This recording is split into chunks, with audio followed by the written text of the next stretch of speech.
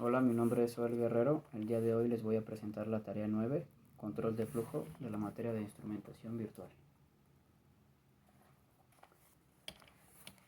En la parte de funciones, la primera opción es la de las estructuras. Estas controlan el flujo del programa, bien sea mediante la secuencia de acciones, ejecución de bucles, etc. La función de selección select. Antes de comenzar a analizar en detalle las estructuras de selección, vamos a explicar el funcionamiento de la función de selección select.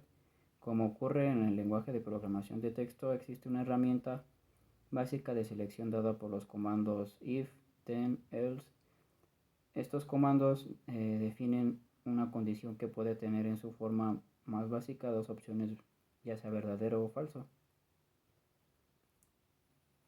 Y bueno, se muestra un diagrama a continuación.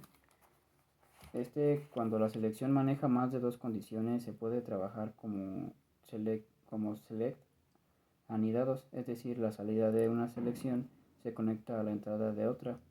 En los casos de muchas condiciones a evaluar se recomienda trabajar con estructuras de selección de casos.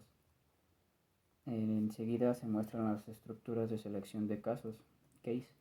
La estructura de selección de casos contiene múltiples subdiagramas y ejecuta el programa que se codifique en un subdiagrama, dependiendo del valor de entrada que se le pase a la variable del control. La variable de control es una entrada que puede ser de cualquier tipo de dato y se ubica en la parte izquierda de la estructura. Una estructura de casos tiene más de un subdiagrama.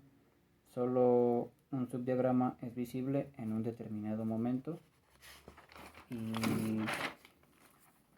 y la estructura ejecuta solo un caso a la vez.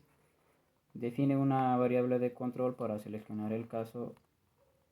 Esta variable puede ser numérica, booleana o cadena de caracteres. Por defecto el selector es un tipo booleano y solo define dos subdiagramas, uno verdadero y otro falso. Y bueno, se muestra el control booleano, el control numérico y el control de cadena de caracteres, que serían estos tres.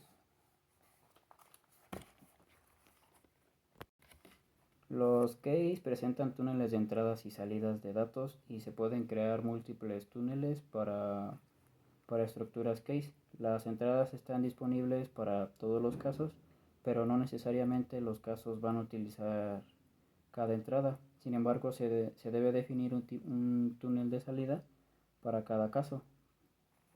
Por ejemplo, si es un caso que tiene un túnel de salida, hay otro caso que no tiene conectado el mismo túnel. En este caso, el programa no se puede correr y se genera un error. La estructura secuencial sequence es una estructura de secuencia. Es parecida a la de casos, pero con la diferencia que una vez llamada la estructura, se van ejecutando cada uno de los casos en forma secuencial. Es decir, si tengo 4 casos, se ejecuta desde el primero hasta el cuarto, uno por uno, con la posibilidad de transmitir datos de un caso a otro a través de los llamados túneles. La estructura de secuencia se puede clasificar en estructura de secuencia plana y estructura de secuencia pila. Ambas estructuras se muestran enseguida y bueno, serían estas dos.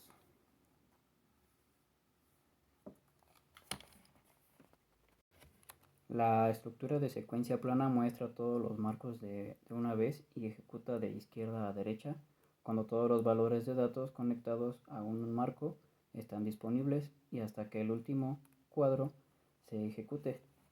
Y la estructura de secuencias de pila se ejecuta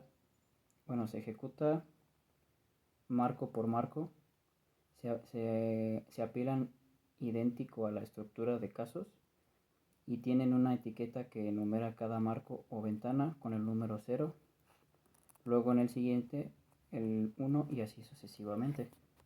Y por último la máquina de estados, que esta se basa en la entrada del usuario o en el cálculo en el estado para determinar qué estado pasa al siguiente. En el software LabVIEW se puede crear una máquina de estado básica con un ciclo while. La responsabilidad del ciclo es llamar al selector de casos y luego ejecutar La responsabilidad del ciclo es llamar al selector de casos y luego ejecutar el caso apropiado.